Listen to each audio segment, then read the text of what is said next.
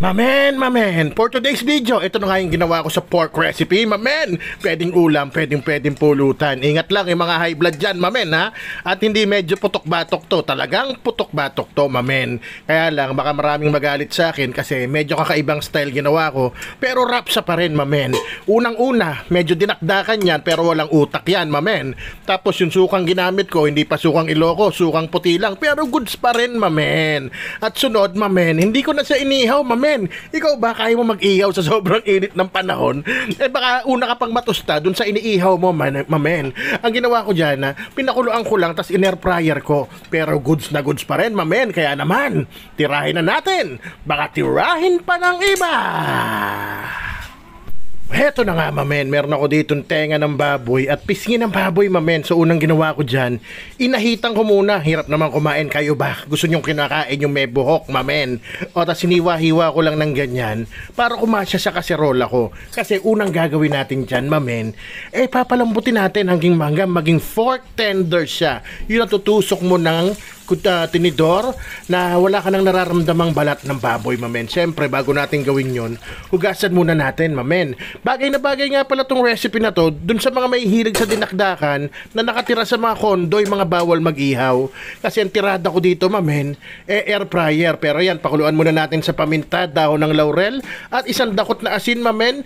Pakuluan natin niya hanggang malambot na yung balat niya. Hindi mo na talaga mararamdaman pag tinusok mo ng tinidor, mamen. Ayan, makalipas nga ang ilang minuto, 30 minutes yata, goods na yan. Palamigin lang natin saglit, mamen, bago natin isalang sa air fryer. Maraming option nga palang pwede dito, mamaya sasabihin ko sa inyo.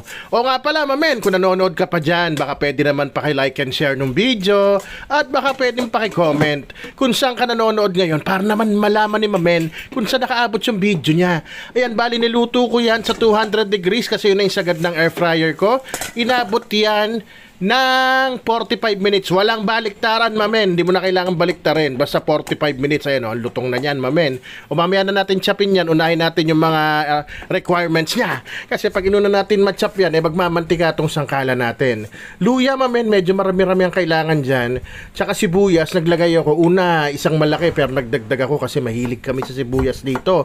Mamen, mamaya malalaman mo na maraming timplada dito, mamen. Diba? Nasa air fryer ko dinali. Suka ang pinanimpla ko, pero pwede mo rin gagyan niya ng mayonnaise, mamen. Oo nga pala, kung gusto mo para mas masarap yan, kasi wala ako nabili, lagyan mo na rin ng atay ng baboy, mamen. Hugasan mo lang, pakuluan mo ng saglit na saglit lang, siguro mga 1 minuto, tambog mo lang, at isabay mo siya dun sa air fryer, mamen.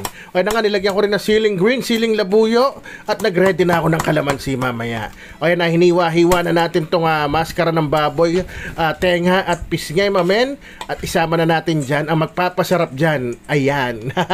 O, yung basher ko. O, bakit? Kami naman ang kakain yan at naghugas ako ng kamay 10 beses. O, timplahan nyo lang yan, mamen. Salt and pepper. At pigaan nyo ng mga 5 hanggang 8 kalamansi, mamen.